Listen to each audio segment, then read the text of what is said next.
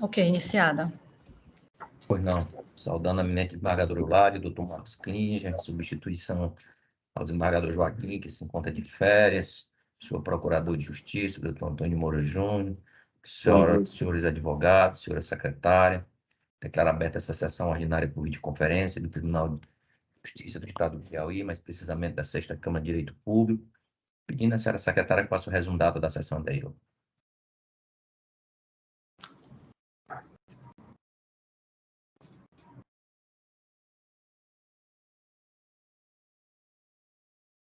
Está sem áudio, doutora. Liga o áudio, por favor. Perdão. Bom dia a todos. Bom dia, desembargador Erivan Lopes, que está presidente em exercício desta Câmara. Bom dia, desembargadora Eulália. Bom dia, doutor Marcos Klinger, que veio contribuir com nossos trabalhos. Doutor Antônio de Moura, membro do Ministério Público. Doutor Jorge Lucas, que é o procurador da PGE, ao qual saúdo os demais colegas. Leitura da ata de julgamento da sessão ordinária da Igreja 6ª Câmara de Direito Público, por videoconferência, realizada no dia 27 de abril de 2023, publicada no Diário de Justiça 9583, disponibilizada no dia 4 de maio de 2023 e publicada no dia 5 de maio de 2023, e até a presente data não foi impugnada. Passo a palavra ao presidente. Tem votação, no silêncio, declaro aprovado. Veja aqui que o procurador do Estado deseja sustentação oral nos itens 1, 2, 3 e 7. Quanto ao advogado privado, só há sustentação oral no item 7. Então, doutor Lucas, eu queria a compreensão de Vossa Excelência para eu inverter a ordem e chamá-lo o item 7, porquanto o advogado participará apenas deste item, correto? Tudo bem, Excelência. Eu queria só confirmar, não são 5 processos, não? Sustentação oral de Vossa Excelência? Isso. Informado no item 1, 2, 3, 7. Mais algum, doutora Cristi? 7 e 8. E 8, certo. né? Ok, Isso. então. Tá O ótimo. doutor Saul me passou agora também. Obrigado. Vamos fazer a sustentação, vamos iniciar pelo item 7 da pauta, que é da relatoria da desembargadora Eulália, né? Trata-se de uma apelação cível 000941427/2014, com origem na 2ª Vara da Fazenda Pública de Teresina. O apelante é Sérgio Luiz Rei Damasceno, advogado Daniel Moura Marinho, apelado por Estado do Piauí, representado por sua Procuradoria Judicial. A relatora disponibilizou previamente o relatório no sistema. Eu passo, então, a palavra ao doutor Daniel para a sustentação oral pelo prazo de até 15 minutos. Obrigado. Bom dia, senhor presidente. Bom dia, senhora relatora, senhores servidores, colegas advogados, demais pessoas que estejam assistindo à presente sessão. Vou iniciar. Senhores jogadores, trata-se, na origem, de ação de ressarcimento erário, na qual o Estado do Piauí, sob a premissa de que o doutor Sérgio cumulou ilicitamente 2 cargos de delegado de Polícia Civil no Estado do Piauí e no Estado do Maranhão, postulou devolução de valores que ele aduz terem sido pagos para o apelante enquanto ocorreu essa acumulação que ele aduz ter sido ilícita. Esse pleito foi acolhido pelo juiz Wacol, que ensejou a interposição da presente apelação. Senhores julgadores, o processo é robusto, tem inúmeras provas, sendo que registra-se a maioria foi colacionada pelo próprio Estado do Piauí, e fazendo-se uma análise detalhada dos autos, se constata com precisão que em nenhum momento o apelante cumulou os cargos de delegado de Polícia Civil do Estado do Piauí e do Maranhão. Na verdade, senhores jogadores, o apelante já era delegado de Polícia Civil no Estado do Maranhão, quando foi nomeado delegado no Estado do Piauí. Quando teve ciência da nomeação, pediu vacância do cargo de delegado de Polícia Civil do Maranhão. Somente após ter sido deferido, ele assumiu no cargo de delegado do Estado do Piauí. Em momento posterior, optou por retornar ao cargo do Estado do Maranhão e postulou novamente vacância do cargo de delegado de polícia do Estado do Piauí e retornou ao cargo de delegado de polícia civil do Estado do Maranhão. É importante registrar porque na sentença constou que o apelante pediu licença. Na verdade, se postulou vacância, instituto jurídico totalmente diverso e expressamente previsto para hipótese comutável. Pois bem, ademais, o juiz Wacor consignou que o apelante, de fato, recebeu todos os valores que o Estado requesta como sendo cabíveis a título de devolução. Porém, senhores julgadores, primeira coisa, discorda-se veementemente, não foram esses os valores que foram pagos, e explica-se. Primeiro ponto, o Estado nem sequer colacionou o lastro probatório de que efetivamente pagou tais valores para o apelante. E como os senhores bem sabem, o ônus da prova do pagamento é de quem assim o fez, já que considera-se prova diabólica exigir em tese, de quem está alegando um fato negativo, que ele prove a inexistência daquele fato. O que se tem nos autos são simplesmente fichas financeiras produzidas de modo unilateral pelo Estado do Piauí, que, conforme vasta jurisprudência, a gente teve cuidado de citar, salvo engano, quase 20 precedentes de tribunais distintos do Brasil, todos no sentido de que meras fichas financeiras não são documento hábil a atestar pagamento. A título de ilustração, eu cito um precedente do Tribunal de Justiça de Minas, que diz, aspas, o creditamento debatido deve ser demonstrado pela apresentação de ordem bancária de consignação ou de recibo de quitação assinado pelo servidor, não se prestando, para tanto, a juntada de ficha financeira produzida unilateralmente pela administração pública. O Estado do Piauí, senhores julgadores, embora pudesse ter colacionado aos autos comprovantes bancários de que efetivamente fez essas transações para o apelante, não fez.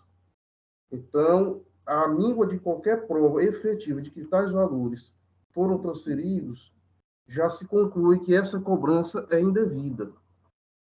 A mais, senhores jogadores, as próprias fichas financeiras colacionadas pelo Estado do Piauí atestam em vários meses que não foi pago o valor que o Estado, nesses autos, cobra. Nas fichas financeiras, consta expressamente que no período compreendido entre junho de 2011 e agosto de 2011, no período de dezembro de 2011 e 1º de dezembro, 1º de 2012 a outubro de 2012, não foi pago qualquer valor para o apelante. Documentos, senhores jogadores, produzidos pelo próprio Estado do Piauí, que dizem expressamente tais fichas que o apelante não recebeu qualquer valor e, mesmo assim, lhe foi cobrado e foi condenado. Senhores jogadores, pretensão do apelado, com a devida vênia, caracteriza enriquecimento indevido, que é firmemente repudiado, inclusive, pelo Tribunal da Cidadania, que consignou, em casos de contratações irregulares, que nem é o caso dos autos, pois o apelante sempre agiu de modo extremamente correto, consignou, aspas, não cabe exigir a restituição do montante recebido pelo serviço efetivamente prestado, sob pena de reconhecimento da administração pública. A mais, senhores julgadores, o juiz Wacor concluiu seu raciocínio para condenar o apelante com a premissa de que ele agiu com má fé. Porém, senhores julgadores, como dito inicialmente, o apelante postulou expressamente sua vacância e somente tomou posse no cargo de delegado do Piauí ou depois no cargo de delegado do Maranhão após formular tal requerimento. E o Instituto da Vacância, como os senhores bem sabem, tem previsão justamente para hipóteses como tais. A mais, senhores jogadores, consta nos autos que após retornar ao cargo de delegado civil do Estado do Maranhão, o apelante foi surpreendido com creditamento em sua conta de valor pelo Estado do Piauí. Ele prontamente procurou o Estado do Piauí, através do senhor Francisco Cardoso, então gerente pessoal da Secretaria de Segurança, e inclusive formulou petição formal para o secretário de Governo do Estado do Piauí, informando esse lapso da administração pública e pedindo que fosse cessado o pagamento, já que ele não mais estava trabalhando. Então, senhores jogadores, isso aí, somado aos prévios requerimentos de vacância, demonstra, a meu sentir, de modo irrefutável, que o apelante sempre agiu de boa fé. E mais, senhores jogadores, a boa fé se presume, a má fé é que se prova. Trago a título de ilustração um precedente do STJ, aspas. A presunção de boa fé é princípio geral de direito universalmente aceito. Se um milenar parenha, a boa fé se presume, a má fé se prova. Assim, senhores jogadores, respeitosamente se conclui que não há que se cogitar em devolução de valores pagos por exclusivo lapso da administração pública, mormente ante a presumida boa-fé do apelante, que informou tal situação, solicitando a adoção das medidas pertinentes. Trago jurisprudência, aspas, do próprio STJ. A jurisprudência dessa Corte Superior se consolidou no sentido de que é incabível a devolução de valores recebidos de boa-fé pelo servidor público, se o pagamento resultou de erro da administração. Essa solução é aplicável mesmo se o equívoco for consequência de erro de cálculo ou falha operacional. Senhores julgadores, esses valores foram pagos para o apelante após ele ter pedido a vacância, e mesmo assim, ele informou que estava ocorrendo esse pagamento e pediu que fossem adotadas medidas para cessar esse pagamento. Onde há má-fé, não existe, é o contrário. Então, concluo minha manifestação reiterando, não ocorreu acumulação ilícita de cargos, não restou demonstrado má-fé, que não se presume, não havendo que se cogitar de devolução de valores. Primeiro, porque nem sequer há prova de que esses valores efetivamente foram transferidos. E o próprio Estado juntou espelhos bancários, espelhos financeiros, em que informa vários períodos que foram cobrados e que o apelante foi condenado a pagar, em que o próprio Estado diz que não pagou nada. Então, com essas considerações, senhores julgadores, requer seja convencido e provido o presente recurso, de modo a se julgar absolutamente improcedente toda a pretensão do apelado. É o que se requer. Muito obrigado. Palavra com o procurador do Estado. Bom dia a todos. Bom dia, excelentíssima senhora desembargadora Eulália, excelentíssimo senhor desembargador Erivan, doutor Marcos Klinger, senhores advogados, senhores servidores. Estou aqui substituindo o doutor Sequef, que está de licença, então peço escusas aqui pela minha falta de oratória do doutor Saul também. Mas, com relação a este caso, vou apenas pontuar algumas questões. De início, observo que há um pedido de gratuidade, né, por parte do apelante, e eu verifiquei que ele é delegado, né, de primeira classe do Maranhão. Na transparência do Maranhão consta apenas até o ano de 2021, e ele recebe R$ 29.978. Provavelmente, agora, 2023, deve estar passando dos 30 mil. E aqui na folha do Estado do Piauí, ele consta como professor, 40 horas da Secretaria de Educação, com remuneração de 6.600. Então, de início, só para constar, excelentíssima senhora desembargadora, relatora, o Estado aqui, ele se insurge contra esse pedido com relação a esse pedido de gratuidade, né, e pede que haja a intimação da parte apelante para realizar esse preparo, né? Até porque, na própria apelação, ele faz um pedido subsidiário de parcelamento. Então, como até de forma eventual, o Estado pede que seja feito, com base no artigo 98, parágrafo 6º do CPC, essa concessão desse direito a parcelamento, né, com relação à gratuidade, com relação aqui mesmo ao conhecimento do recurso. Bom, com relação ao mérito em si, gostaria apenas de destacar a sentença, né? Na sentença, ela é bem clara com relação à má-fé, né, do apelante, onde ela diz: não há como se aceitar que não houve má-fé, considerando que o requerido tinha conhecimento da acumulação indevida, considerando que é bacharel em direito e sabe que a licença especial é remunerada e não exonera do cargo. E ela vai mais adiante. Na segunda situação, veja ainda mais gravidade. Um delegado de polícia recebendo por 2 cargos em estados diferentes da federação, sem adotar qualquer providência para evitar tal situação, por período de 22 meses, beira a margem limite de honestidade. Aqui é na sentença, que não é manifestação do Estado. Por fim, ela diz: cabia a ele uma atitude de boa-fé, procurar o órgão pagador, comunicar imediatamente o recebimento dos valores indevidos e restituí-los incontinente, independentemente do pedido de exoneração feito. E aí, apenas destacar que na apelação, ela vai mais ou menos em 2 frentes. Uma de não atuação simultânea no cargo, e aí, com relação a isso, o Estado simplesmente entende que, atuando simultaneamente ou não, houve o recebimento por 2 fontes. E o relatório da CGE, ele, com base no relatório de ficha financeira de Infofolha, ele verifica os pagamentos em duplicidade. Então, é um documento público, né, que goza de presunção de veracidade e de legitimidade.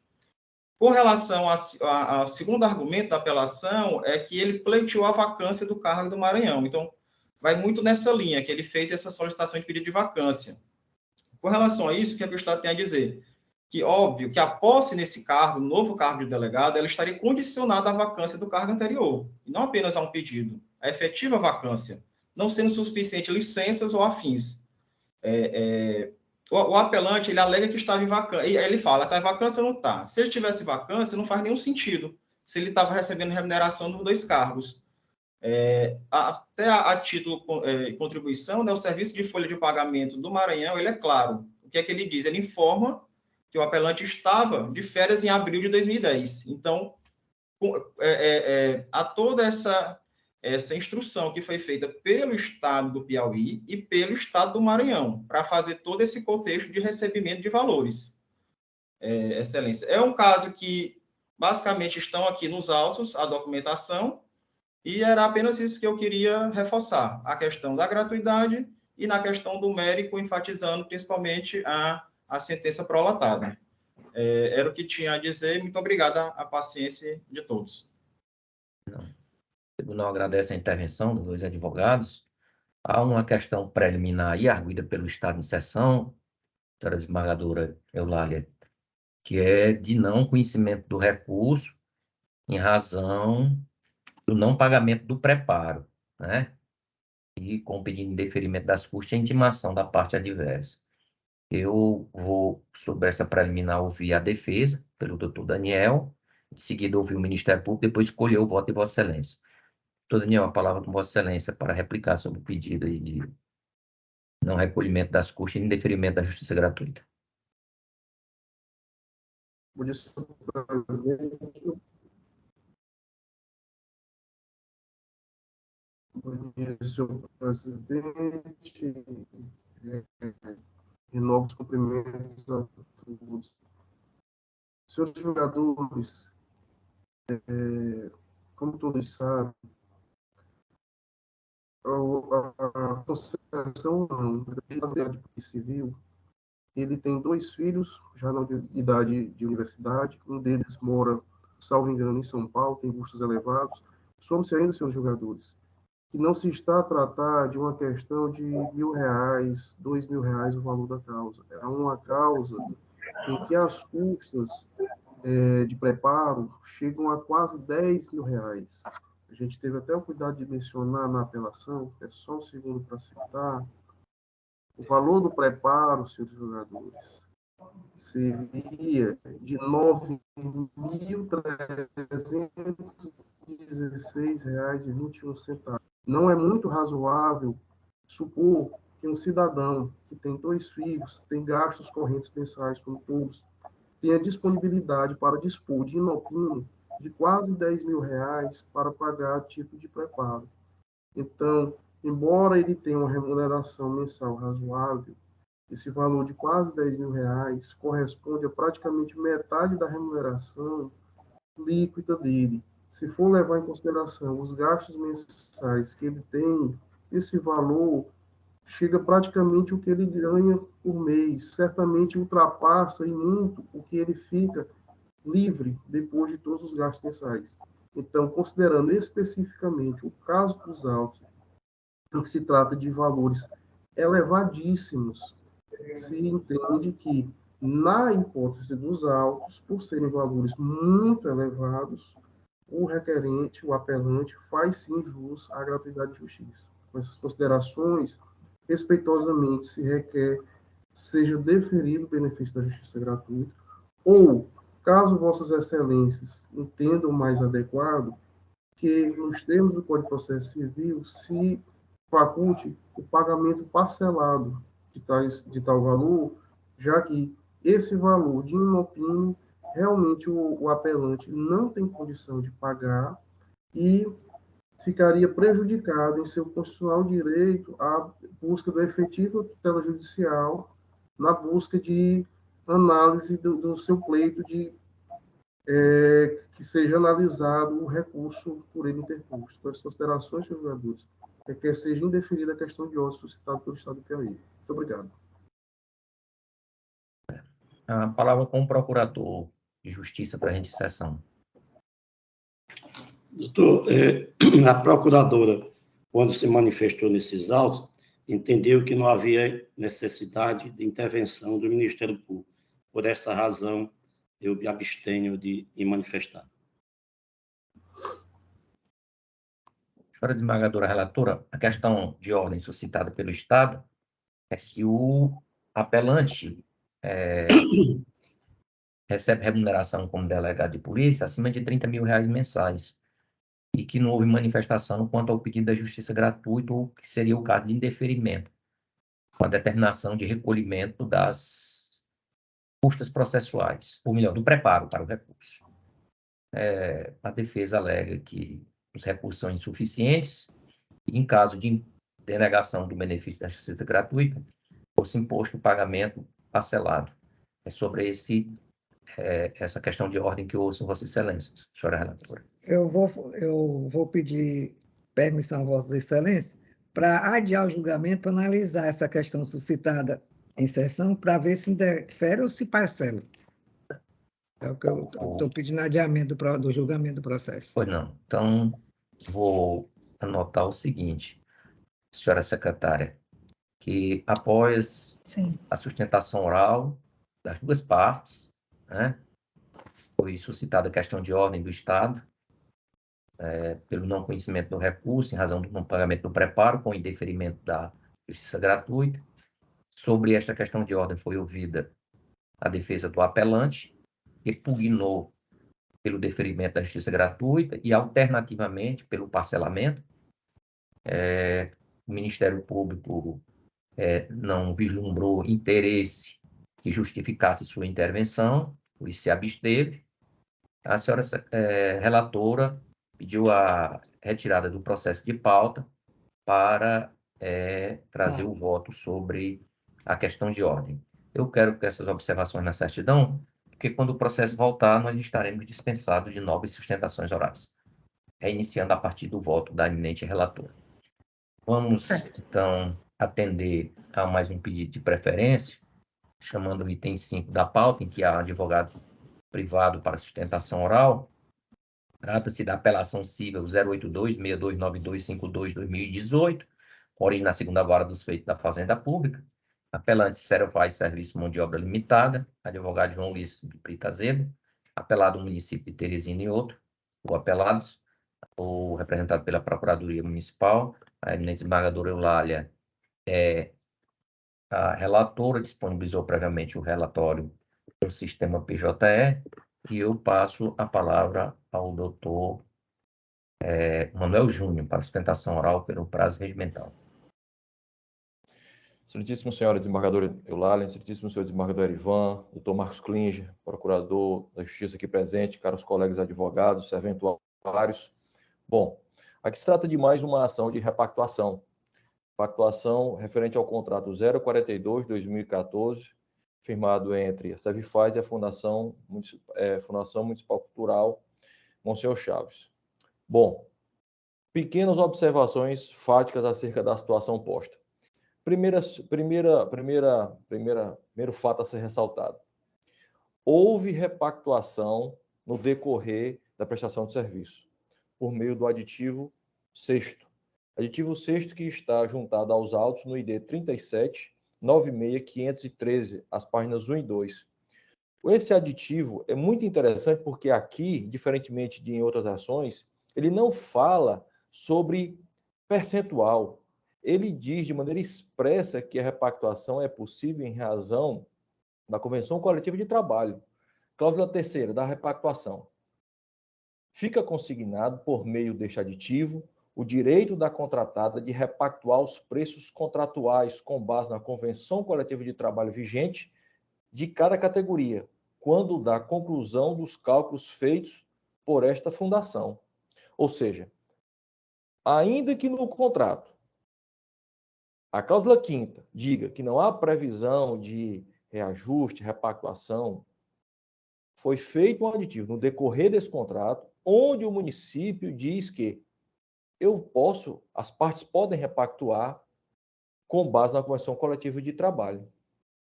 Outra situação que não pode ser esquecida é que o contrato, ora mencionado 042/2014, decorre da adesão à ata de preços 04/2013 da ALEP.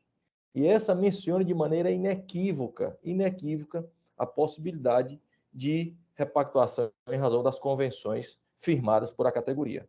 No item 10.1, essa ata de registro de preços 04/2013 está juntada aos autos no ID 37, 96, 609, página 10. Em seu item 10.1, assim dispõe, aspas, durante o período de vigência da ata de registro de preços, os preços não serão reajustados, ressalvada, entretanto, a possibilidade de readequação dos preços vigentes conforme previsão editalícia ou em face da superveniência de normas federais ou municipais aplicáveis à espécie e ainda em conformidade com as convenções e resoluções de cada classe. Excelências, situação análoga, semelhante ao que se discute agora, com esse contrato 042/2014, a Sexta Câmara já enfrentou e já reformou a decisão de piso em duas apelações em situações análogas, quando há previsão, quando ocorreu aditivos prevendo a repactuação. Na apelação 082/0115/72/2018, julgado ano passado, vou ler parte da ementa. Expressa previsão da possibilidade de repactuação na hipótese de convenção coletiva de trabalho, posterior recusa da administração da pretensão, ofensa aos princípios da boa-fé objetiva e do equilíbrio econômico-financeiro. Em outra apelação, também da Sexta Câmara, reconhece que aditivo de prorrogação com expressa ressalva ao direito de repactuação, pedido tempestivo da repactuação, recurso conhecido e provido. Ou seja, em situações semelhantes ao que se discute, ou seja, que houve aditivo prevendo a repactuação em razão da Convenção Coletiva de Trabalho, a Sexta Câmara reformou a sentença. No entanto, caso Vossas Excelências assim não entendam, sucessivamente se requer na apelação que se reconheça a possibilidade de reajuste em razão do INCC, com base no item 20.6 do edital 0.2/2013, que prevê a possibilidade de reajuste em razão do INCC. Esse item 20.6, que repousa aos autos no ID 37, 96, 608, as páginas 12, assim versa. O valor da prestação mensal devida pelo contratante poderá ser reajustado depois de 12 meses mediante a aplicação do Índice Geral de Preços de Mercado, divulgado por órgão oficial, obedecidas as demais disposições do decreto regulamentar e normas específicas aplicadas a cada categoria. Então, Excelências, aqui não se está trazendo matéria que já não tenha sido analisada por a Câmara. Matéria que, analisada, Vossas Excelências entenderam por reformar a decisão de piso. Posto que, se houve aditivo que previa a possibilidade de repactuação, então o ente público está ferindo o princípio da boa-fé. Como é que ele assina um aditivo prevendo repactuação e em seguida diz que essa repactuação não é possível em razão da ausência de previsão contratual. Então, Excelências, é com base no que se expôs, com base no que já foi decidido por essa Câmara, é que se requer a reforma da decisão de piso para possibilitar a repactuação e, caso Vossas Excelências assim não entendam, sucessivamente que seja permitido o reajuste em razão, com base no INCC. É como se requer, Excelências. Não, a palavra com a relatora para o voto. Pressuposto de admissibilidade, eu estou conhecendo da apelação, vez que preenchi todos os requisitos legais exigíveis espécie. Como consta do relatório, uma apelação civil interposta por Servais Serviço de Mão de Obra Limitado, devidamente qualificada, em fase do município de Teresina, também qualificado com o escopo de combater a sentença proferida nos autos da ação de conhecimento pelo procedimento comum 0826292, dígito 52.2018.8.18, que julgou a demanda improcedente. O mesmo juiz Acó julgou improcedente os pedidos da parte autora, entendendo que o aumento salarial decorrente de conversão coletiva não autoriza a revisão ou reajuste do contrato administrativo para fim de reequilíbrio econômico-financeiro, conforme entendimentos jurisprudenciais.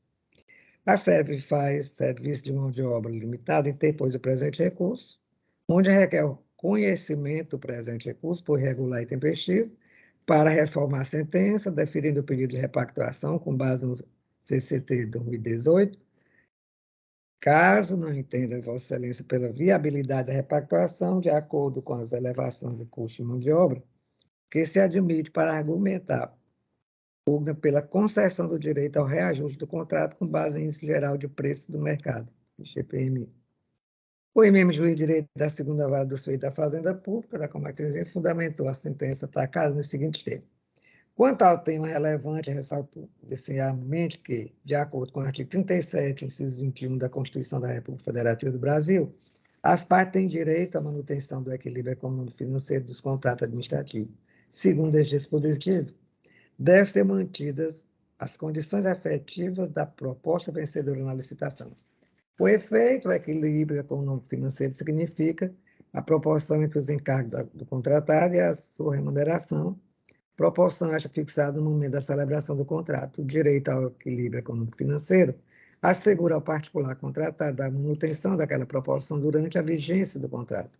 Se houver aumento dos encargos, a remuneração deverá ser aumentada também. Assim, as obrigações do contratado devem ser remuneradas por um preço justo, sem que a administração fique sobrecarregada. Da mesma forma, o particular não pode sofrer prejuízo com o valor pago pelo poder público. As obrigações devem ser equivalentes. Dessa forma, para garantir o equilíbrio contratual entre as partes, foram instituídos instrumentos tais como o reajuste, a revisão e a repactuação.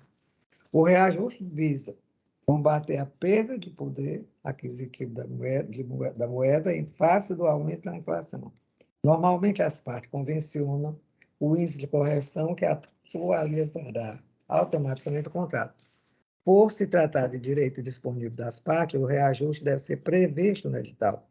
Caso não haja supervisão, o valor da proposta será reajustável. A revisão contratual, por sua vez, é a forma de atualização da equação econômico-financeira diante de fatos imprevisíveis ou previsíveis, mas de consequências incalculáveis, caso fortuito fosse maior. Por outro lado, a repactuação decorre, dentre outras, das disposições constantes do artigo 40, inciso 11 e 55, inciso 3 da Lei de Licitações e Contratos. Repactuação significa a alteração bilateral do contrato visando a adequação dos preços contratuais aos novos preços do mercado, observados o interregno mínimo de 1 ano e a demonstração analítica da variação dos componentes do custo do contrato. No caso dos autos, verifique que o pedido de repactuação está embasado na alegação de que houve aumento salarial que oneraria a requerente quando da prestação contratual por ela assumida. Todavia, o aumento salarial da categoria não se trata de fato imprevisível capaz de provocar por si só desequilíbrio econômico-financeiro no sentido de autorizar a revisão do contrato entabulado pelas partes. Assim, entendo que não justifica o pleito de reajuste ou repactuação e do pagamento da diferença pleiteada. E próximo mais, traga aqui a lei número 10.198, em seus artigos 2º, capítulo 3º, parágrafo 1º, é admitida a estipulação de correção monetária ou de reajuste por índice de preços gerais setoriais ou que reflita a variação dos custos de produção ou dos insumos utilizados nos contratos de prazo de duração igual ou superior a 1 ano. E o artigo 3º diz: os contratos em que seja parte órgão ou entidade da administração pública direta ou indireta da União, dos Estados ou do Distrito Federal e do município serão reajustados ou corrigidos monetariamente de acordo com as disposições desta lei, no que com ela não conflitarem da Lei 8.666, de 21 de junho de 93. O contrato entre as partes que exige cláusulas sobre a matéria. Cláusula aqui, do reajuste de preço, a contratação, prestação de serviço terceirizado, natureza continuada para atender a necessidade da Fundação Municipal de Cultura Monsenhor Gil, FMS, sede e representativa não admite reajuste de preço grifado. Depende da leitura da sentença do atacado que a controvérsia foi examinada de forma satisfatória mediante apreciação da disciplina normativa e coteja ao firme posicionamento jurisprudencial aplicável à hipótese. Diveras o artigo 65, inciso 2, a linha D da Lei 866 de 93, prevê que só é admitida em caráter excepcional a repactuação de preço de contrato administrativo quando há fatos imprevisíveis ou previsíveis, porém de consequências incalculáveis, retardadores ou impeditivos da execução do ajustado ou ainda, em caso de força maior, caso fortuito, ou fato do príncipe configurado, além da área econômica extraordinária e ex-contratual. Diante desse cenário legislativo e utilizando a interpretação a contrário do senso, percebe-se que é vedada a repactuação de preço de contrato administrativo em virtude de ocorrência de situação previsível, como é o caso do reajuste salarial determinado por convenção coletiva de trabalho. Não pode ser aplicada a teoria da imprevisão para a recomposição do equilíbrio econômico-financeiro do contrato administrativo, Lei 8.666, de 93, artigo 65, inciso 2, a linha D, na hipótese de aumento salarial dos empregados da contratada em decorrência de dissídio coletivo, pois constitui evento certo que deveria ser levado em conta quando da efetivação da proposta. O aumento salarial determinado por dissídio coletivo de categoria profissional é acontecimento previsível e deve ser suportado pela contratada, não constituindo fato que possibilita o aumento do preço de contrato administrativo. Logo, me espera que seja confirmada a sentença atacada que bem entendeu ser vedada a repactuação de preços de contrato administrativo em virtude de ocorrência de situação previsível, como no caso o reajuste salarial determinado por convenção coletiva de trabalho. Trago aqui várias jurisprudências do STJ, do ministro Herman Benjamin, também do agravo regimental que foi incluído de Herman Benjamin, do ministro Caio Almeida. Assim, desembargador, entendo que, de igual sorte, nos termos da sentença atacada, quanto ao reajuste por índice oficial, observa-se do contrato entre as partes que existe cláusula sobre a matéria. Cláusula 5ª, do reajuste de preço, a contratação, prestação de serviço terceirizado de natureza continuada para atender a necessidade da Fundação Municipal de Cultura Monsenhor Gil, FMC, sede e respectiva casa, não admite reajuste de preço grifado para a fundo, verificando algum dos casos previstos na linha D do inciso 2 do artigo 65 da Lei Federal 8.693, será possível a recomposição de preço a fim de manter equilíbrio econômico-financeiro. Constata-se que, pela cláusula contratual acima descrita pela impossibilidade de reajuste dos valores do contrato discutido conforme pedido formulado pela parte autora em seu exordial. Repita-se, é imprescindível para a aplicação de qualquer reajuste analisar a situação de imprevisibilidade dos fatos apresentado para a conclusão da pretensão alegada. Anote-se que não é somente a sobreveniência da elevação dos preços que justifica a revisão do contrato administrativo, pois necessária situação de absoluta imprevisão e incalculáveis proporções que inviabiliza a escorreita execução de contrato que não se verifica nos autos. Assim, eu estou confirmando a sentença recorrida, mantendo, né, conheço da apelação, né, cumprimento e confirmo a sentença monocrática com toda certeza. É o meu voto, senhor presidente. Então, voto da relatora, indago o doutor Marcos Clinge como voto. Irei acompanhar o voto da relatora. Tribunal, unanimidade nos termos do voto da relatora, conheceu do recurso, negou provimento. Há um pedido da Procuradoria do Estado para inverter a ordem, chamar o item 8, que deseja para sustentação oral. Está com vista para Vossa Excelência, né, desembargador? Exatamente. 07, mas eu não sei se esse processo teve início. Vou dar uma olhadinha aqui na certidão, se ele teve início na sessão virtual. Só um minutinho. Bom, eu vou fazer logo o pregão, é o 075-3395-19/2022. Mandado de segurança. Distribuidora de medicamentos Saúde e Vida, EP. Tiago Francisco de Oliveira Moura é o advogado. Impetrado, secretário de Fazenda do Estado e outro. Litisconsórcio passivo, Estado do Piauí. Apresentado pela Procuradoria, Vossa Excelência é relator. Vou ver aqui como é que foi a tramitação desse processo. Que a certidão, o último que consta, em pauta. Houve um pedido de destaque da distribuidora, né? E incluído na pauta virtual. Ele foi retirado da pauta virtual, ele esteve incluído, de 10 a 17, e mandado para presencial. Então, temos que renovar o julgamento, permitindo às partes a sustentação oral, por quanto foi remetida para presencial. Não há advogado por parte da distribuidora, mas o procurador deseja a sustentação oral, passa a palavra à Sua Excelência. Bom dia, Excelência. Não há interesse, não, fazer a sustentação deste processo. Foi o doutor José Perdão, Carlos. Jorge, sou eu que estou aqui, Jorge, para fazer a O sustentação. senhor fala pela distribuidora? Tá ótimo, desculpe. Bom dia, José. Tudo bom? Bom dia, Jorge, bom dia. José Carlos vai falar por quem? Pelo Estado do Piauí. porque é outro procurador, né? Isso. Não, a palavra com Vossa Excelência, pelo prazo de até 15 minutos.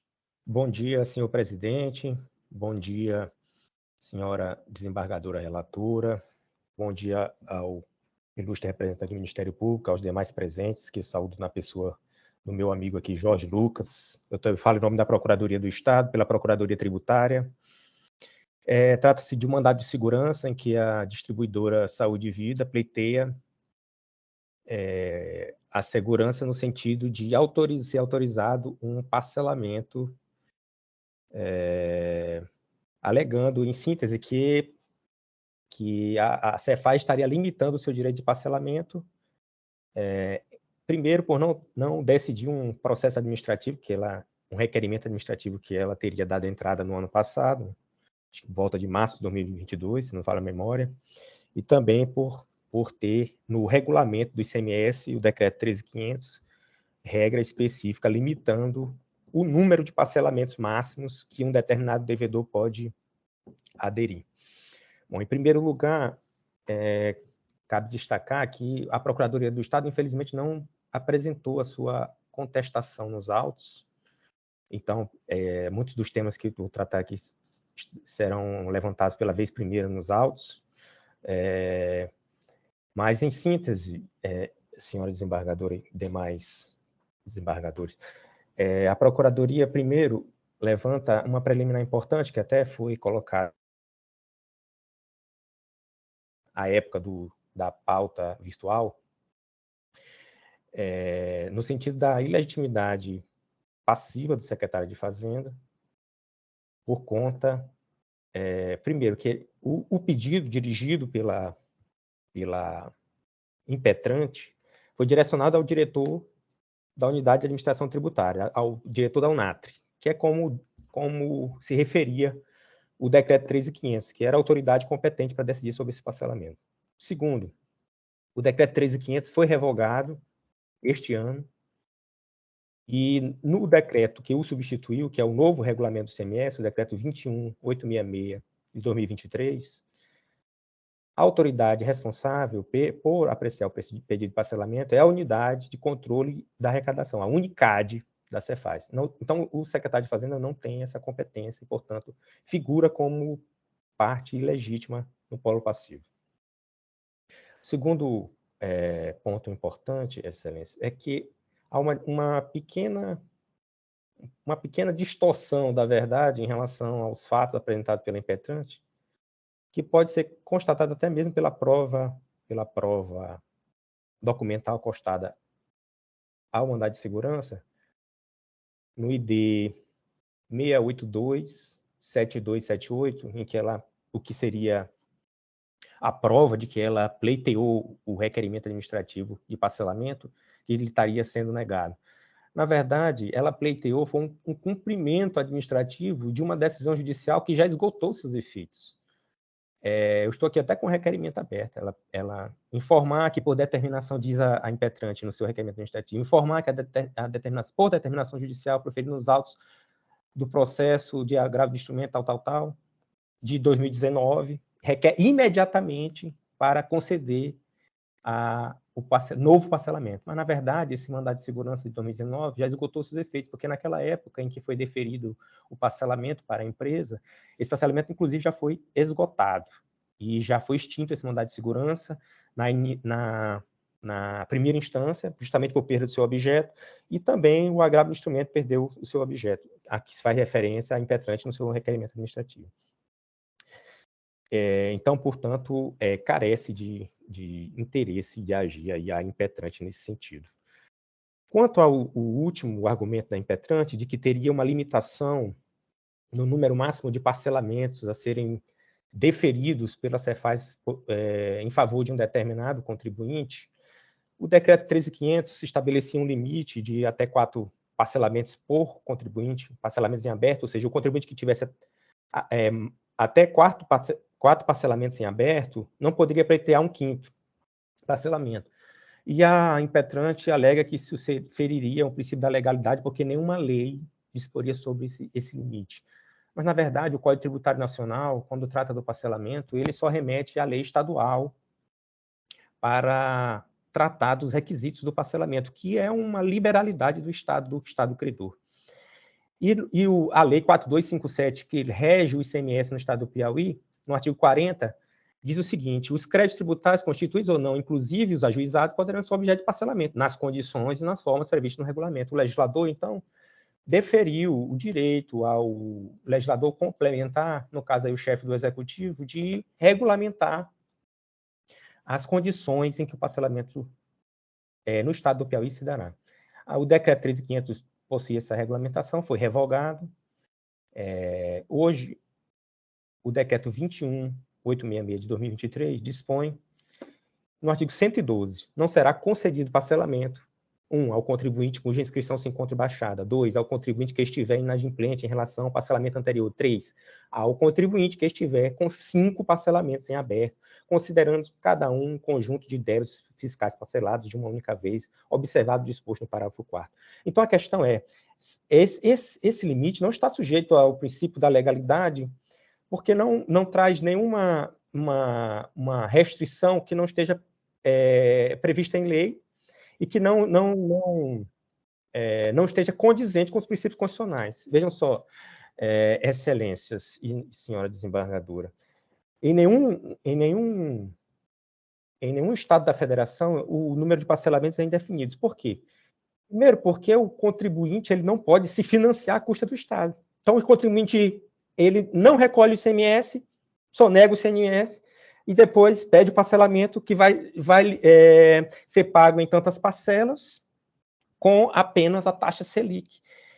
Para que Vossa Excelência tenha uma ideia, é a distribuidora Saúde e Vida, que diz que a empresa de pequeno porte, hoje ela deve 25.500.000 reais ao Estado do Piauí. Só na competência número 3 de 2023, foram lançados mais de 14 milhões de ICMS em dívida ativa em desfavor da Saúde e Vida. A Saúde e Vida, se Vossas Excelências tiverem o cuidado, o interesse em pesquisar aí no Google, a Operação Fleming, do GAECO, o Grupo de Combate ao Crime Organizado do Estado do Maranhão, em conjunto com o GAECO do Piauí, ela foi em março. Bateram lá na porta da Saúde e Vida porque ela compunha uma organização criminosa, supostamente fraudando licitações e superfaturando o preço da penicilina, entre outros medicamentos, e por isso a operação ganhou o nome de Operação Fleming.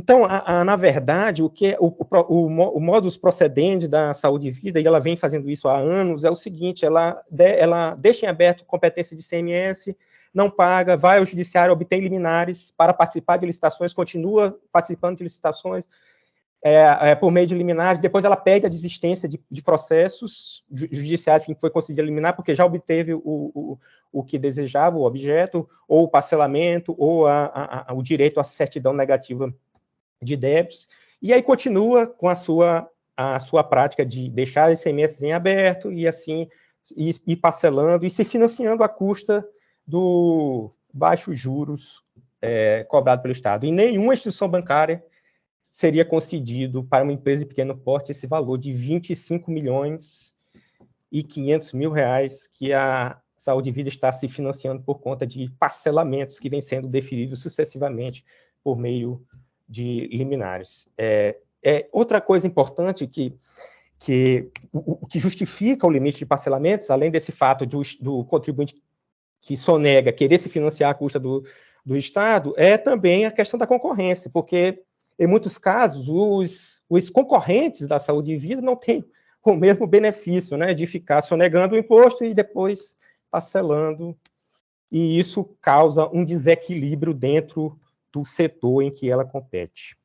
Então, tudo isso justifica, sim, a existência desse limite, e, Vossas Excelências, caso não acatem as preliminares aqui levantadas, no sentido da ilegitimidade ou da falta de interesse da Saúde e Vida na impetração deste mandado de segurança, que Vossas Excelências, no mérito, neguem provimento e mantenham a decisão administrativa de limitar, que está, na verdade, é o decreto, né, 13.500 e agora o decreto 21.866, de limitar o número de parcelamentos, justamente para privilegiar a livre concorrência, que seria maculada caso viesse a ser deferidos indefinidos parcelamentos. Além, é claro, de ter previsão, sim, na lei, já que o legislador estadual conferiu ao legislador complementar o direito de regulamentar os limites e as condições em que o parcelamento será dado, sendo este um direito de mera liberalidade do Estado credor.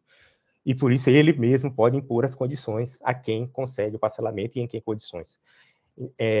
Isto posto, Excelências, requer a negativa da segurança também no mérito do Estado do Piauí. Obrigado, bom dia a todos.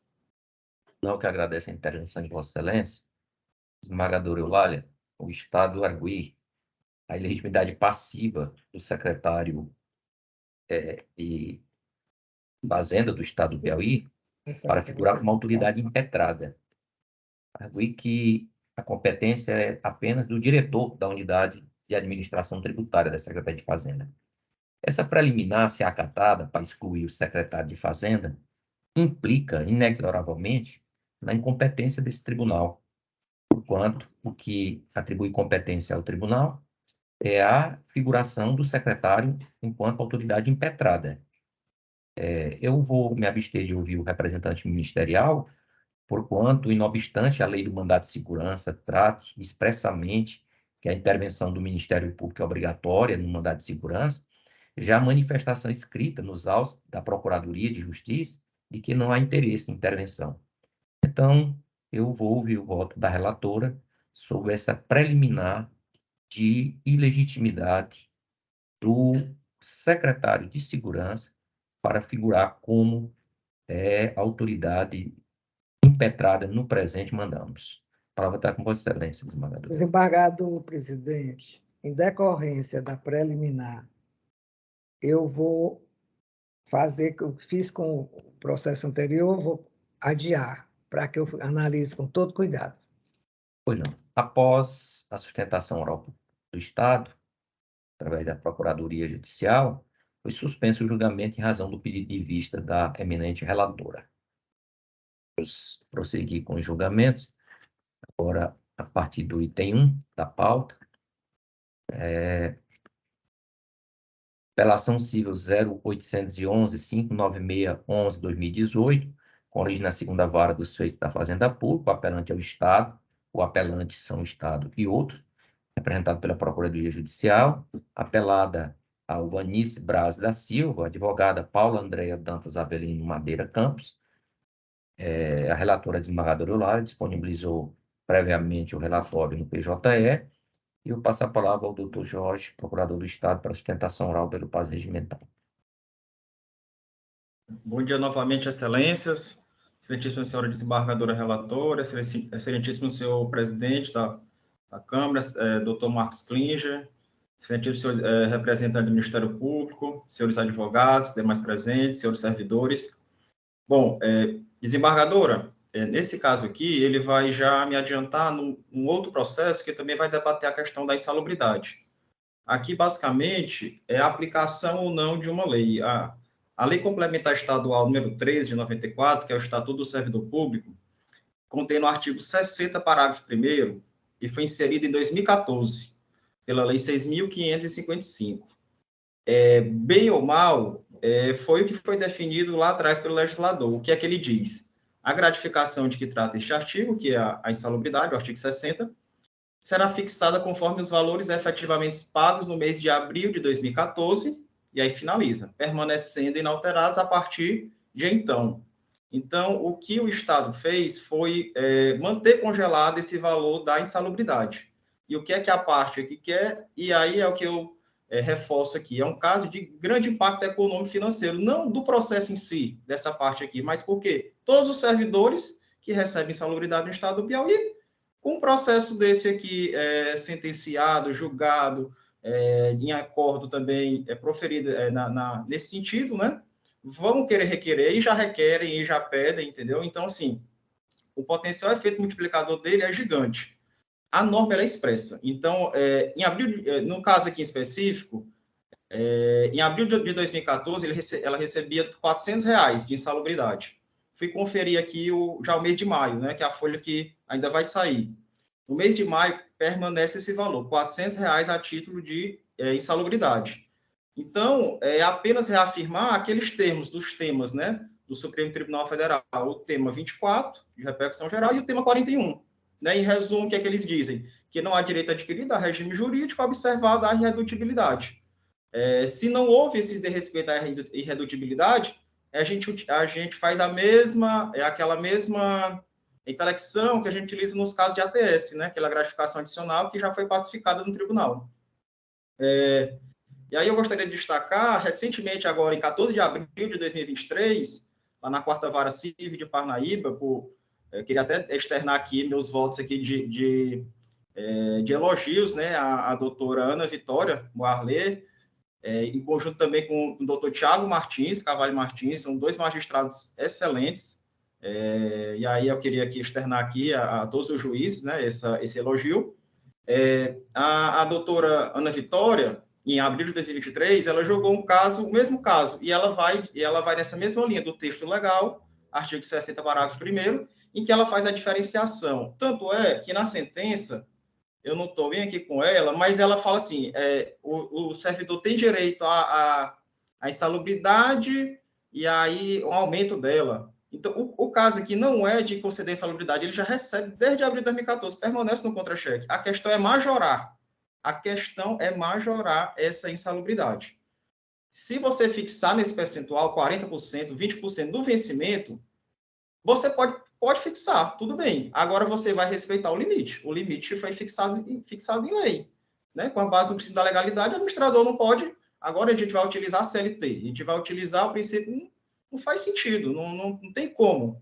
E se a gente for partir desse ponto, e aí eu peço a aplicação da súmula vinculante 10, pois que se declara inconstitucionalidade desse dispositivo legal.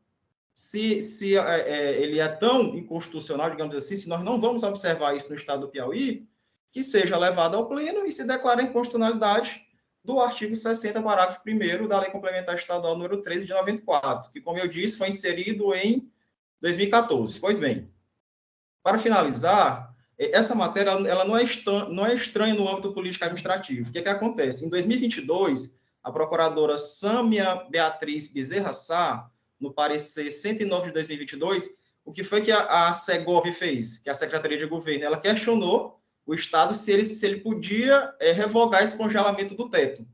Então, o que foi que a doutora Sâmia disse? ela citou a questão da LRF, né, o artigo 21, e a questão do artigo 73 da lei eleitoral. Então, ela fez um parecer no sentido de que não era possível, naquele momento, fazer essa mudança legislativa. Então, assim, a administração ela já pensa em mudar isso. Já é uma intenção. Em 2022, não foi feito. Agora, com um novo mandato, com um novo governo, pode-se pensar novamente em, digamos assim, extinguir esse limite, né, esse congelamento de valores.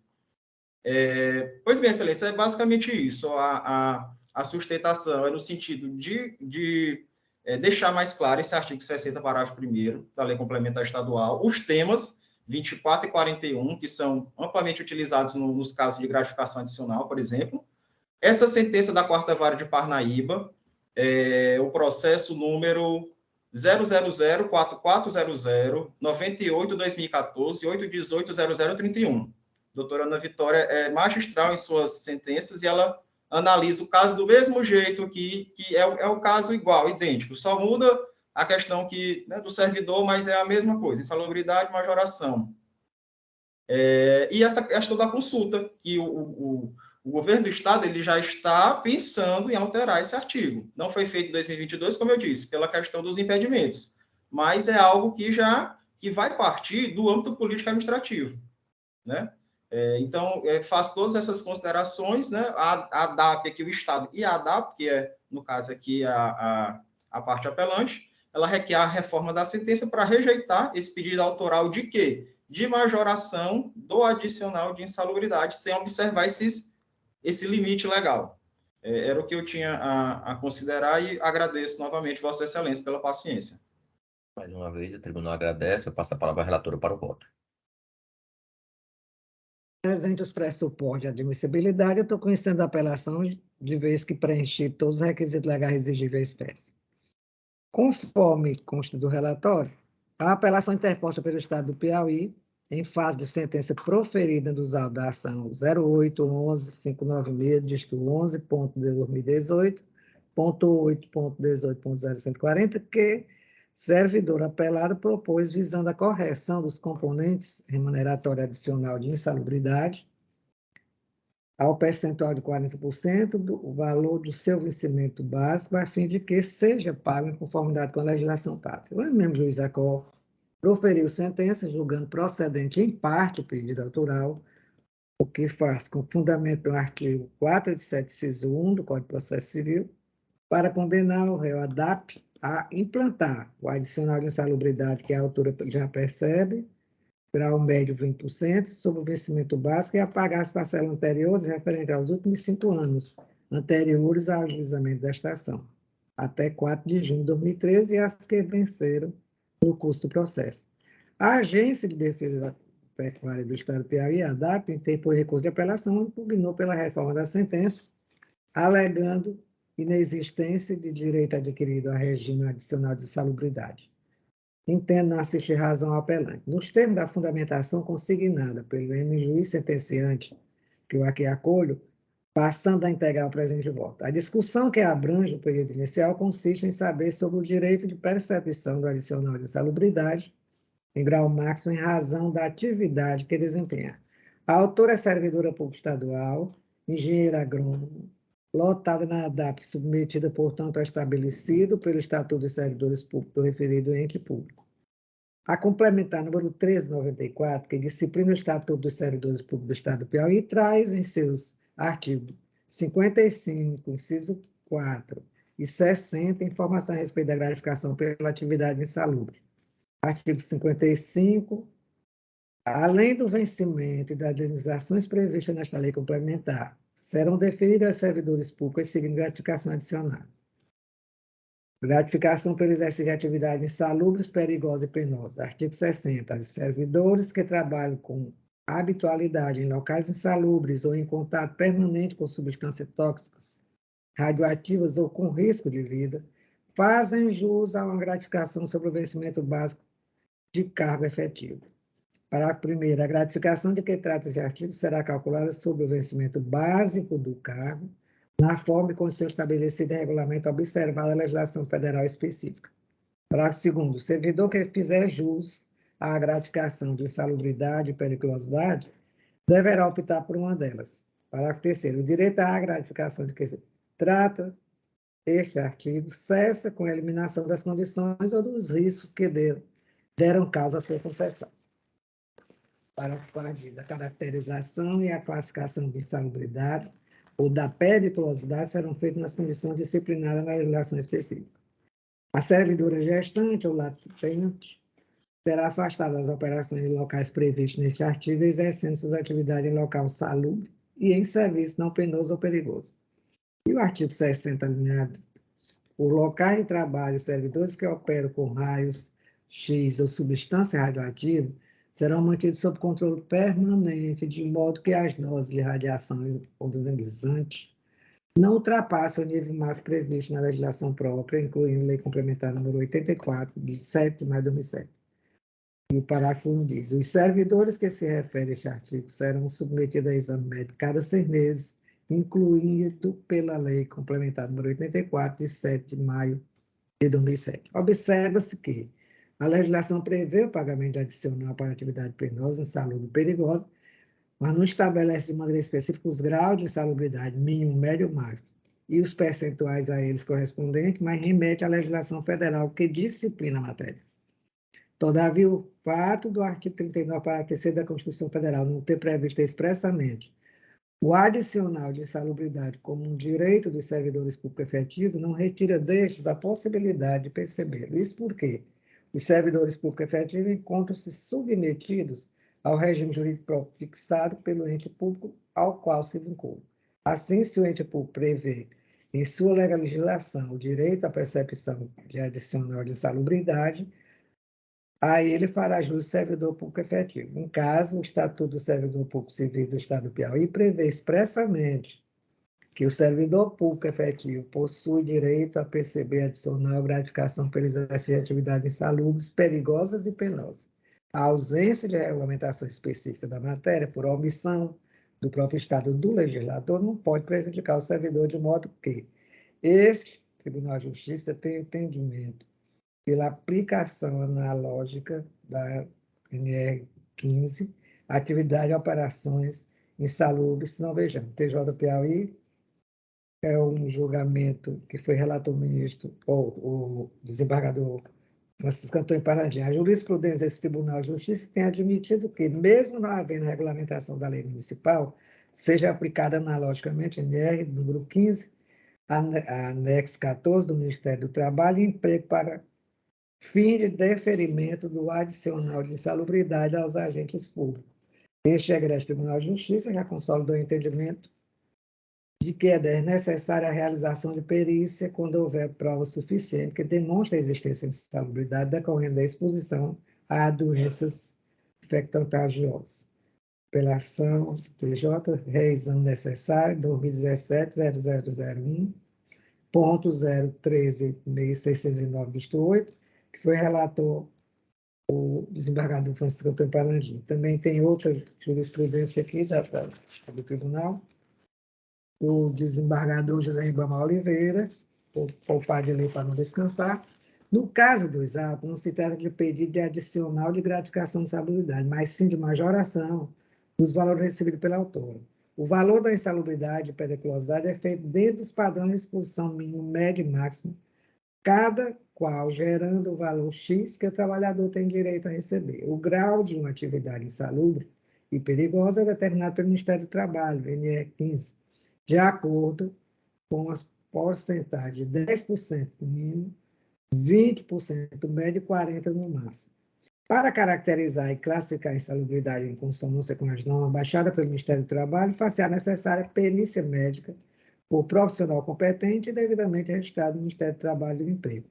No caso dos autos, como a requerente já percebe adicional de insalubridade, em grau médio, 20%, não há como caracterizar o grau de penosidade do cargo de engenheiro agrônomo como máximo, uma vez que não houve a constatação por lado pericial de contato da servidora com agente insalubre mais ofensivo, bem como não houve o necessário enquadramento de sua atividade no rol taxativo contido no anexo 14 da NR 15 do MTE. Assim, Resta prejudicado seu pedido de majoração do adicional de insalubridade em relação à ausência de prova. Subsidiariamente, a autora faz pedido de modificação da base de cálculo do adicional de insalubridade para que incida sobre o vencimento básico. Com base na súmula vinculante número 4 do STF, Superior Tribunal do Trabalho, alterou a súmula 228, estabelecendo que, a partir de 9 de maio de 2008, o adicional de insalubridade não deveria ser calculado mais sobre o salário mínimo, a qual passou a ter a seguinte redação. A partir de 9 de maio de 2008, data da publicação da súmula vinculante número 4 do STF, o adicional de insalubridade será calculado sobre o salário base, salvo critério mais vantajoso fixado em instrumento coletivo.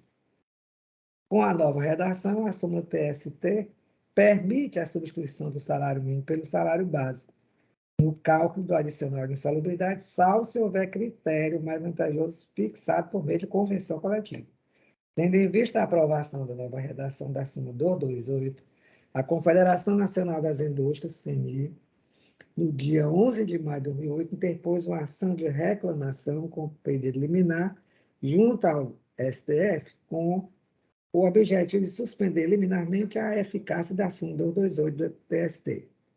A CNI alegou que a súmula do TST afronta a súmula vinculante número 4, ditada pelo STF. Para o ministro Gilmar Mendes, a argumentação afigura-se plausível. A Confederação contesta o dispositivo em uma reclamação, RCL 6266, instrumento jurídico próprio para preservar a decisão da Suprema Corte e impedir de respeito à súmula vinculante. No dia 15 de julho de 2008, o Supremo Tribunal Federal deferiu a liminar suspendendo a aplicação da súmula 228 do Tribunal Superior do Trabalho, na parte em que permite a utilização do salário básico para calcular o adicional de salubridade. A síntese da decisão liminar proferida pelo ministro Mendes foi assim: com base no que ficou decidido, o recurso especial número 565.714 de São Paulo, e fixada na súmula vinculante número 4, esse tribunal entendeu que não é possível a substituição do salário mínimo, seja como base de cálculo, seja como indexador, antes da edição de lei ou celebração de convenção coletiva que regule o adicional de insalubridade. Logo, à primeira vista, nova redação estabelecida em súmula 228 do TST revela a aplicação devida da súmula vinculante número 4, porquanto permite a substituição do salário mínimo pelo salário básico, no cálculo adicional de insalubridade. Não obstante, o regime da CLT atualmente atrair a incidência do adicional de insalubridade sobre o salário mínimo, vê-se que a legislação estadual trouxe regra específica nos termos do artigo 60 da Lei Complementar 13/94, SUS mencionada, a qual determina que a gratificação incida sobre o vencimento básico de carga efetiva. Portanto, com base na interpretação de legislação local, verifique que a base de cálculo adicional de salubridade em relação aos servidores do Estado do Piauí deve ser o vencimento básico de cargo efetivo, que não vem sendo observado pelo réu consoante de análise da ficha financeira juntada aos autos. Assim, eu estou confirmando a sentença atacada, iniciando a apelação, negando o provimento e confirmando a sentença a qual, então, se firma. É meu voto, senhor presidente. Acompanho o voto de Vossa Excelência e colho o voto do Dr. Marcos Quinja. Eu ouvi atentamente o voto e vou acompanhar o voto. Na unanimidade, nos termos do voto da relatora, sendo o recurso negou provimento. Vamos ao item seguinte da pauta. Item 2. Relação civil 0005.429 de 16/2015, origina na segunda vara da Fazenda Pública. Apelante é Piauí, Fundação Piauí Previdência, apresentado pela Procuradoria Judicial do Estado. Apelada é Benedita Maria dos Santos, advogados Ítalo Antônio Coelho Melo e outros. A relatora disponibilizou previamente o relatório no PJE. Eu passo a palavra ao Procurador do Estado para a sustentação oral.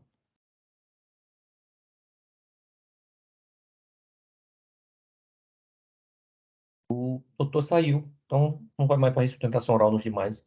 Pode prosseguir, desembargador Olá, proferindo o voto do item 2. Muito obrigada aí pela.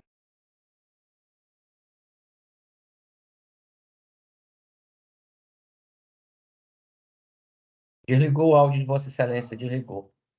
Nós não entendemos. Agora, Agora, desembargador, eu posso votar pela emenda, né? Que é pode, o uma voto está explicação. integralmente disponível no PJE, eu tenho acesso, o doutor Marcos Klinger também. Muito obrigado. Apelação civil-previdenciária administrativa adicional noturno. Prescrição do fundo de direito, direito adquirido, a integralidade, paridade, possibilidade de alteração das gratificações adicionais. E desistência de direito adquirido a regime jurídico. Tema 41 do STF, de necessidade de manutenção do abono provisório, correta aplicação dos índices de correção.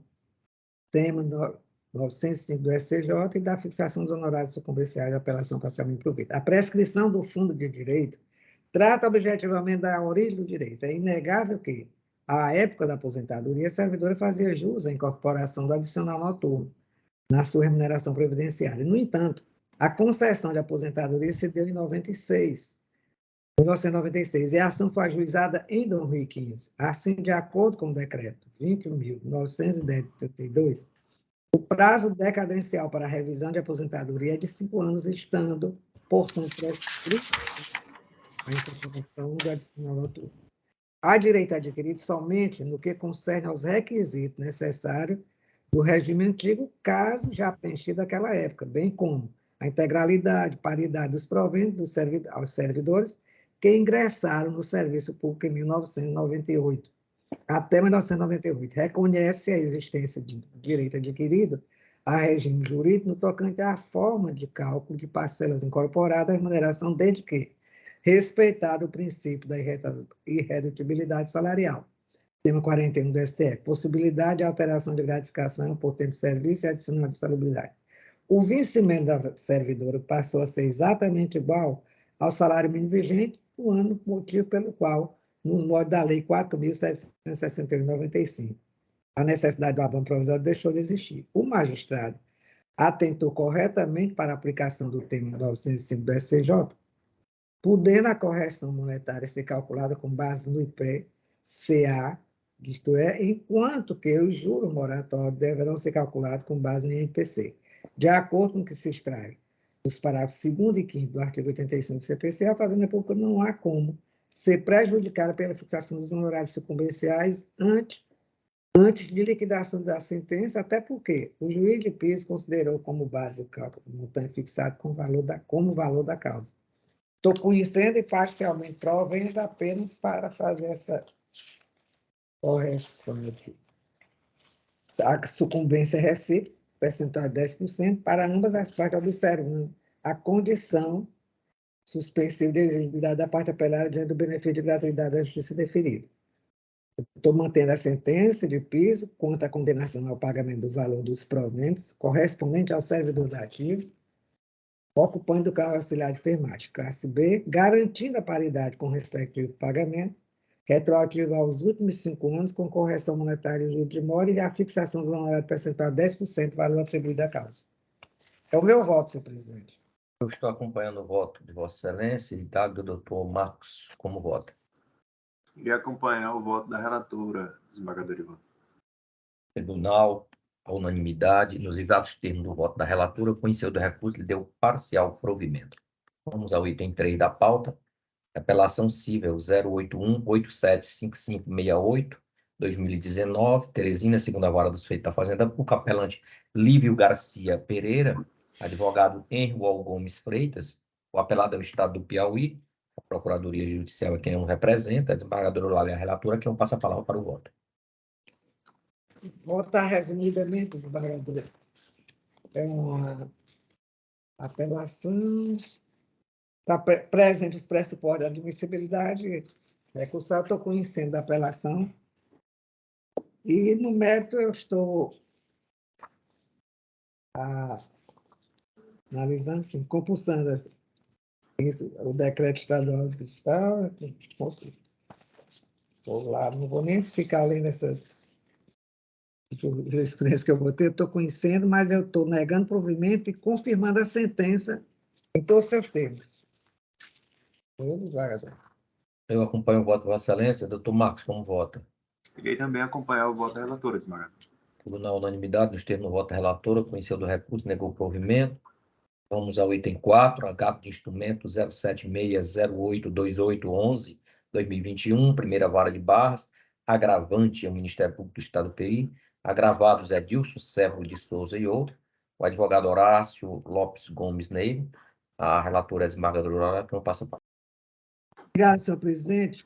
O agravo do instrumento é um agravo com pedido de antecipação dos efeitos tutela recursal, que o Ministério Público do Estado do Piauí interpõe em face de decisão interlocutória proferida pelo juiz da primeira vara da comarca de Barras, visando a antecipação de tutela da pretensão recursal em sua totalidade, de modo que seja reformada a decisão questionada para concessão de tutela de urgência na dita terceira parte, consistente na obrigação de fazer para a remoção das fotos e dos vídeos das redes sociais pessoais dos agravados, bem como das páginas de comunicação oficial da Prefeitura Municipal de Barra, em que os agentes políticos aparecem em nítida violação ao princípio da impessoalidade, conforme está demonstrado a Lures, obrigação de não fazer para que não vincule as pessoas dos administradores e dos outros agentes por publicações feitas sobre atos e outras realizações de cunho público ligados à Prefeitura Municipal de Barra, município, blogs, jornais,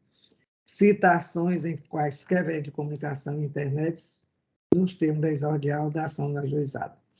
Nos termos do entendimento exarado pelo eminente juiz Acó, em consonância do que prevê o artigo 300 do Código de Processo Civil, 2015, CPC, a tutela provisória de urgência exige a demonstração de elementos quanto à probabilidade do direito, o perigo de dano ou risco ao resultado útil do processo e a reversibilidade da medida.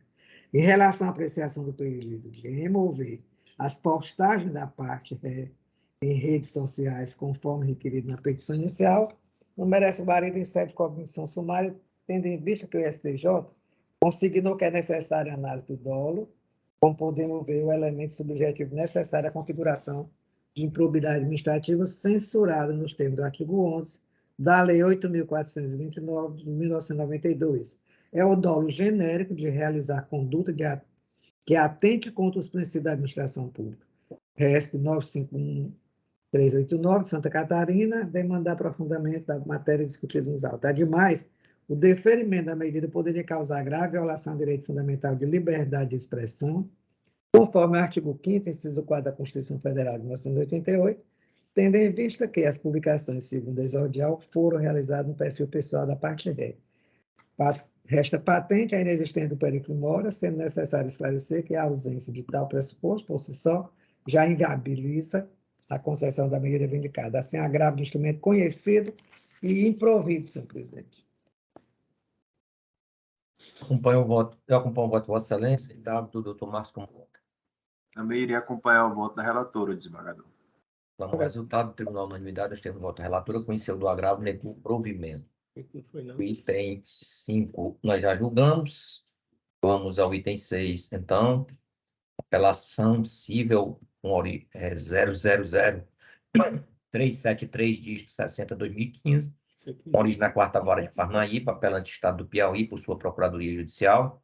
Apelante também JCDSO, representado por Maria Bernadette Pereira Souza. Advogado também a Defensoria Pública. Apelada Andressa Araújo de Oliveira e outra, também representada pela Defensoria Pública. A relatora desembargadora Eulália, que eu passo a palavra. Obrigada, senhor presidente. Vou votar pela emenda. É a apelação que o Estado do Piauí interpõe em face de uma sentença proferida na ação 0003773/60/2015.8.18.0031, proposta pela parte apelada, visando a procedência total dos pedidos formulados na inicial, com a condenação do Estado do Piauí ao pagamento de benefício de pensão por morte à requerente, haja vista restar comprovada a dependência econômica entre a avó e neta requerente, na proporção que ele de respeito na divisão com os demais beneficiários, inclusive dos valores que injustamente deixaram de ser pagos desde o requerimento administrativo com acréscimo devido, correção monetária e juro moratório. A emenda juiz Acó julgou procedente os pedidos autorais, para condenar a parte réplica do Estado do Piauí na obrigação de fazer consistente em estabelecer em favor da autor o benefício da pensão por morte e a pagar a ele todas as prestações em atraso retroativo à data da morte do instituidor e a serem divididas com os demais beneficiários, respeitado o limite etários. Artigo 123, inciso 2, a linha B da Lei Estadual 13, de 1994, e a prescrição quinquenal diz com legal. Nos termos da sentença COR, na presente lei, pontuou que restou devidamente comprovado que a autora esteve sob a guarda de sua representante e do segurado, ambos avós maternos. Circunstâncias estas judicialmente comprovadas sob o processo 0002999, dígito 45.2006.8.18.0031, da qual destaca a comprovação da guarda desde seu nascimento com a prestação de assistência alimentar e educacional. Nos termos da jurisprudência desta Corte, no Superior Tribunal de Justiça, no julgamento do RESP 141, do 52 do Rio Grande do Sul, sobre o regime de recurso repetitivo, firmou o entendimento de que o menor sob a guarda é dependente do seu mantenedor para fins previdenciários. Segundo o entendimento do STJ, e desta Egrégia Corte, o artigo 33, parágrafo 3º da Lei 8.069/90, deve prevalecer sobre a modificação legislativa promovida na Lei Geral da Previdência Social, porquanto, nos termos do artigo 227 da Constituição, é norma fundamental o princípio da proteção integral e preferência da criança e do adolescente. Assim, o menor sob guarda deve ser incluído como dependente beneficiário do seu guardião para todos os fins, tanto de assistência à saúde quanto previdenciária.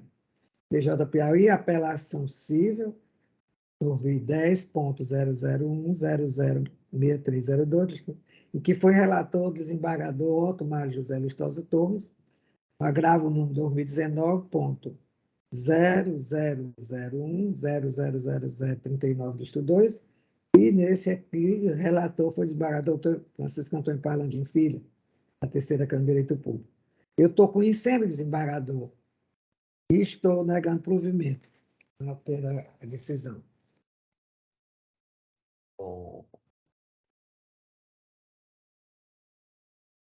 Desembargador, isso aí é o item 6, né? É, sim, senhor. 6 da pauta. É o 6. Porque no chamado aqui diz que Vossa Excelência dá parcial provimento. Vossa Excelência está dizendo que deu improvimento.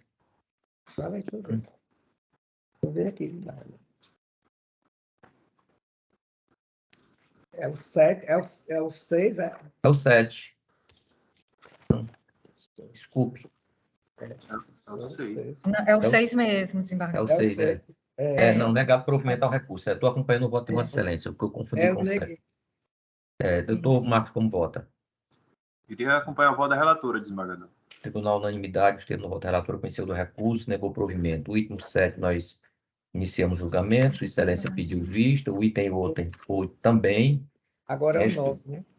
É o 9, que eu vou fazer o pregão, que é um agravo de instrumento 075 67 1781 2021, origem na segunda vara dos feitos da Fazenda Pública. O agravante é o CETUD, Sindicato das Empresas de Transporte Urbano de Passageiros de Teresina, advogado Mário Roberto Pereira Araújo. O agravado é o município de Teresina, representado pela Procuradoria Judicial. A relatora é a desembargadora Eulália. E esse processo está com vista para mim, para situar melhor o doutor Marcos Clige. Eu vou fazer um resumo aqui. Isso, em verdade, foi uma ação ajuizada em primeiro grau pelo CETUD, conta um decreto da Prefeitura de Teresina, em que esse decreto, né, esvaziou os poderes e as funções do sindicato, né, segundo o sindicato, violando um edital de concorrência que o município publicou e que houve a contratação. O juiz de primeiro grau não vislumbrou os requisitos necessários à concessão da liminar para suspender os efeitos concretos do decreto, e Sua Excelência, a eminente desembargadora, também no seu voto, nega provimento, porque, segundo o voto de Sua Excelência, Os fundamentos que amparam o pedido da impetrante exigiriam dilação probatória, que se mostraria incompatível, né, com a ação que foi ajuizada, e negou o provimento. Eu estou pedindo venha a Sua Excelência, a eminente relatora, né, para divergir, apresentando o voto divergente vazado nos seguintes termos. O mandado de segurança de origem foi impetrado pelo CETUD para impugnar o decreto 20.253/2020, sob a alegação de que o referido ato normativo ignorou as disposições contidas no edital de concorrência 001/2014, nos contratos de concessão, no termo de acordo operacional e demais acordos que regem a prestação do serviço ao poder público. Traduzindo, o CETUD diz que esse decreto violou os termos do contrato que foi feito para a concessão do serviço público. O pedido de liminar para que fosse determinada a imediata suspensão do decreto foi indeferido pelo juiz de primeiro grau, contra esta decisão que se insurge o agravo. Digo eu, o edital de concorrência 01/2014 dispõe, abro aspas, a outorga de concessão para prestação e exploração do serviço de transporte público coletivo urbano de passageiro com ônibus no município de Teresina, prevê como uma das condições prévias à assinatura do contrato de concessão a celebração de um consórcio operacional pelas empresas, a quem caberá, abro aspas, o cálculo da remuneração de cada concessionária e os repasses da receita tarifária do sistema de transporte coletivo. Vou repetir. É o fundamento do pedido do CETUD, essa cláusula do edital de concorrência 01/2014, que confere que os cálculos da remuneração da concessionária e os repasses da receita tarifária ao sistema de transporte coletivo será feito pelo consórcio operacional.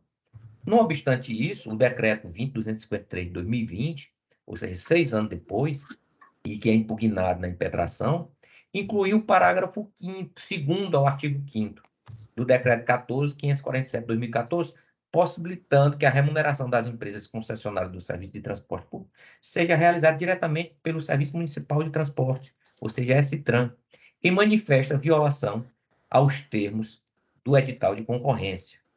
Eis o teor do dispositivo, confrontando o edital de concorrência. Parágrafo 2º.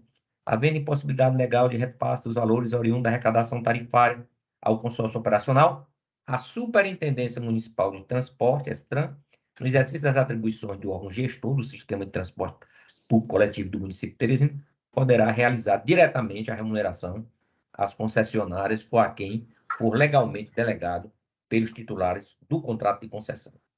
Em suma, eu vislumbro a relevância dos fundamentos invocados pelo sindicato impetrante, agravante, porquanto o ato impugnado, no caso o decreto 253/2020, contrariou o edital de concorrência, segundo o qual o repasse dos valores oriundos da arrecadação tarifária a cada uma das concessionárias seria realizado pelo consórcio, celebrado pelas próprias empresas, e manifesta também violação ao princípio da vinculação ao edital. A propósito, dispõe o artigo 41 da Lei 8.663/93, vigente à época da contratação. A administração não pode descumprir normas e condições do edital, ao qual se acha estritamente vinculada. A nova Lei de Licitações e Contrato Administrativo, a 14.133/91/2021, no artigo 92, também prevê, inciso 2, são necessárias em todo contrato cláusulas que estabeleçam a vinculação ao edital de licitação. Ora, o edital de concorrência criou a expectativa nas empresas licitantes de que a remuneração pelo serviço seria realizada pelo consórcio formado pelas próprias concessionárias. Neste caso, a posterior alteração do ato normativo, de forma unilateral, registra para possibilitar a remuneração das empresas diretamente pela S-Trans, sem a participação das empresas ou consórcio, por elas formado, viola, ao menos em sede de cognição sumária, o direito líquido e certo dos impetrantes. Em virtude do exposto, renovando o pedido de vênia eminente relatora, eu vou votar pelo provimento do agravo, concedendo-lhe a liminar pleiteada no mandado de segurança da origem, para suspender os efeitos ou a eficácia do decreto 20.253/2020 até o julgamento final da impetração ou ulterior da liberação. É como eu voto. Doutor Marcos Clinge, como vota Vossa Excelência? Eu já havia acompanhado aqui esse voto, né? E estava aguardando o seu voto de divergência e, após ouvir atentamente os fundamentos, eu vou acompanhar a divergência, viu, desembargador presidente? O tribunal, à unanimidade, nos termos da divergência inaugurada pelo desembargador Ivan Lopes, conheceu do agravo e deu provimento, vencida a relatora. O processo deve ser concluído ao meu gabinete para a lavratura do acordo. Nós esgotamos a pauta de hoje. Desembargador, por maioria, né? Mas isso é agravo, não há ampliação de quórum. Sim, sim. É só nas apelações. Verdade. Então, pode fazer concurso. Concluímos, então. Concluímos a pauta. Eu quero agradecer a presença de todos. Desejar um resto de semana aí muito tranquilo, com muita paz. Até a próxima. A todos. Um abraço. Bom final de semana. Desembargador Eulália, um abraço. Christian. Doutor Marcos, doutor Antônio Moura, prazer. Desembargadora Eulália. Obrigado. Até mais. Um abraço, Christian. Até mais. Também quero agradecer a todos, a doutora relatora, a doutora Eulália,